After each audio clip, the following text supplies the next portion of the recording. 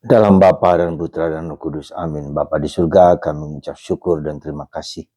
Kami boleh Kau beri karunia untuk berrelasi, berkomunikasi, berdialog, berdoa kepadamu. Kami ciptaan. Kami sangat lemah, sangat rapuh. Tapi kami Kau izinkan untuk berkomunikasi, berdialog, mengerti, memahami misteri-Mu dalam diri Putra-Mu Yesus. Terima kasih Tuhan atas karunia ini. Terpujilah nama-Mu kini dan sepanjang segala masa. Amin. Saudara, dalam bacaan pertama dari surat Yakobus, kita diajak untuk merenungkan satu aspek penting dalam hidup kita, yaitu berdoa. Ya, Nabi Elia berdoa dengan sungguh-sungguh sehingga bisa menghentikan hujan, supaya tidak hujan selama 3,5 tahun. Dan dia juga berdoa sungguh-sungguh supaya hujan turun. Berdoa dengan iman, berdoa dengan keyakinan. Dan itu pula jawaban dari apa yang selama ini terjadi pada kita. Mengapa doa-doa kita tidak terjawab? Mungkin karena kita tidak sungguh-sungguh, seperti dikatakan oleh Yakobus. Mungkin juga karena kita sambil lalu dalam berdoa. Mungkin juga kita kurang penyerahan, mungkin juga kurang iman. Ada banyak faktor. Tapi kita mau belajar dari Santo Yakobus hari ini. Ya, yang nanti saya mau mengingatkan kembali akan doa yang dilakukan oleh Santa Teresa dari Avila yang disebut recollected prayer. Nah, para saudara, mari kita bertanya pada diri kita masing-masing. Sejauh mana doaku sungguh menjadi doa yang sungguh-sungguh. Dan sejauh mana kita perlu merasakan, mengalami bahwa berdoa itu pertama-tama adalah bukanlah ingin mendapatkan sesuatu. Tapi untuk merasakan, mengalami itu hadir di hadirat Allah. Hadir di hadirat Allah sekali lagi. Jadi bukan sesuatu yang kita minta, tapi kita hadir. Presence. Kehadiran Allah dan kehadiranku. Aku berhadapan dengan Allah muka dengan muka. Seperti dalam kitab Wahyu, bahwa akhir hidup kita adalah suatu pemandangan contemplating. Ya, memandang Allah sepanjang hidup kita. Seluruh hidup kita. Dan kita tidak butuh yang lain. Jadi itu suatu lukisan akan kehadiran Allah dalam diriku, di sekitarku, memandang, dan itu cukup bagiku. Jadi itulah para saudara sebetulnya yang kalau mau kita sampaikan bahwa doa kita pertama-tama hidup di hadirat Allah. Fakar Deo dalam bahasa para Karmelit. Fakar Deo, mengosongkan diri bagi Allah. Nah, bagaimana sebetulnya kita berdoa yang sesungguhnya? Hari ini kita diajak untuk mengerti dan memahami, mengembangkan hidup doa kita. Hidup berdoa dengan sungguh-sungguh. Sehingga apa yang menjadi kerinduan hati kita, keinginan hati kita yang baik tentu saja tercapai, terwujud. Jadi ada unsur Allah mengizinkan itu terjadi pada kita. Dan kita juga berjuang. Jadi bukan hanya bahwa Allah memenuhi kebutuhan kita, tapi kita sendiri juga mempunyai sikap batin penyerahan, persembahan diri kita kepada Tuhan. Itulah penuh iman, penuh keyakinan bahwa apa yang kita mohonkan dapat terjadi dan terwujud. Nah, para saudara, bagaimana berdoa dengan sungguh-sungguh itu? Ya, berdoa dengan sungguh-sungguh. Mungkin secara sederhana dilukiskan seperti Yesus yang melukiskan kalau imanmu, kalau hidup rohanimu tidak seperti hidup rohani seorang anak kecil. Seorang anak yang tulus, yang jujur, yang meletakkan hidup doanya bukan kepada dirinya, tapi kepada Allah. Bunda Maria, let it be, terjadilah padaku menurut perkataanmu. Terjadilah padaku menurut perkataanmu. Ya, sekali lagi, fokus tidak kepada aku, tetapi kepada Tuhan. Dan aku itu kupersembahkan kepada Tuhan supaya Tuhan dengan kehendak bebasnya, dengan belas kasihannya memberikan sesuatu kepadaku.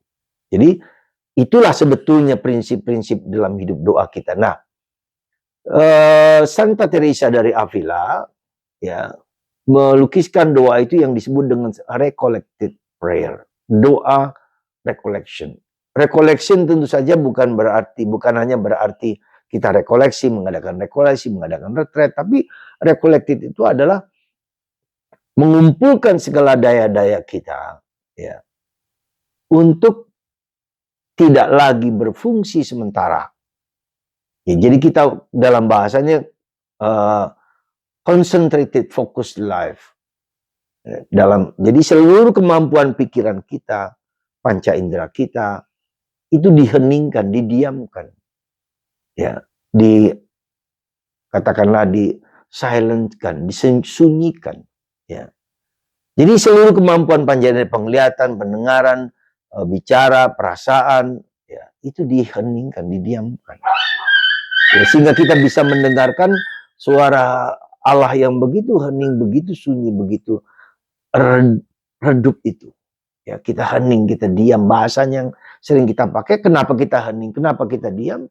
Supaya kita mempunyai daya ilahi dalam diri kita yang mampu menangkap, mengerti, memahami, merasakan kehendak suara, kehendak Tuhan dalam diriku, dalam hidup batinku. Itulah yang disebut recollected prayer.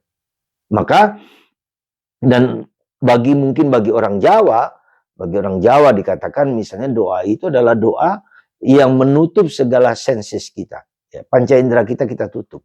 Atau bukan lebih dalam daripada itu, bukan hanya panca indera kita tutup, tapi lubang-lubang dalam tubuh kita, hidung, mulut, telinga, dan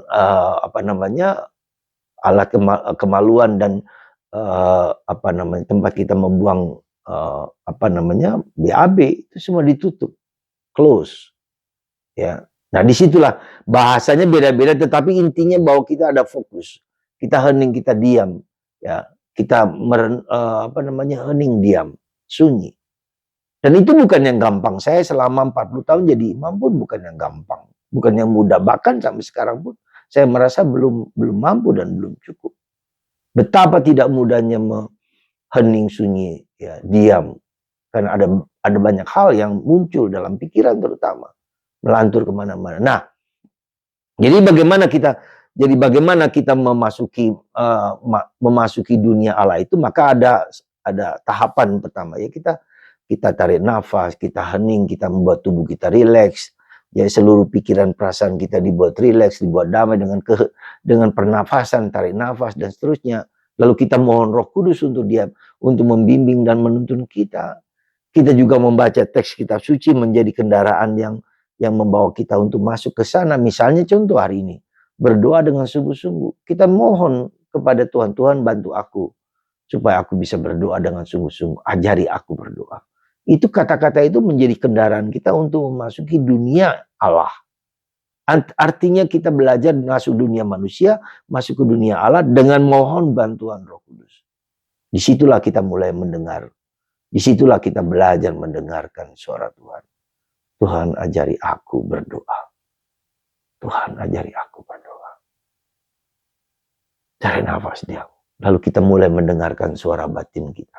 Suara hati kita. Dan usahakan tidak lewat telinga. Dan itu butuh latihan. Nabi Elia selama 3,5 tahun diam, duduk, hening di dekat sungai Kerit. Di situ dia merenungkan hukum Tuhan. Sendirian. Mendapat makanan dari burung gagak. Air dari sungai yang bersih. Dan ketika 3,5 tahun itu dia bersembunyi, lalu dia diminta untuk menunjukkan mujizat yang terjadi kepada janda Sarfat itu. Saudara, apakah Anda dan saya berdoa dengan sungguh-sungguh? Mari kita mulai dengan tadi itu. Kita mulai dengan tarik nafas. Kita mulai dengan Roh Kudus. Kita mulai dengan membaca kitab suci dan kita ambil satu teks kitab suci, satu bagian, satu kalimat, satu kata-kata. Ajari aku berdoa, berdoa, berdoa ya Tuhan. Dengarkan suara Tuhan dari dalam hati kita. Dan itu butuh latihan setiap hari, setiap saat. Menjadi karakter dan sifat kita. Semoga Anda saya sungguh-sungguh berusaha berjuang untuk merasakan kehadiran Tuhan, untuk memasuki dunia Allah berkat bantuan Roh Kudus. Sekali lagi berkat bantuan Roh Kudus. Dan itulah yang diajarkan Tuhan kepada Santa Teresa dengan doa recollected prayer. Semoga Tuhan juga mengajarkan doa yang sama. Cara kita berdoa. Sehingga kita dapat mengalami kasih Allah yang sesungguhnya. Tuhan memberkati Anda. Dan Tuhan mengajarkan Anda dan kita semua untuk hidup dalam damai Tuhan. Dalam kasih Tuhan. Tuhan memberkati Anda. Bapa, Putra, dan Roh Kudus. Amin.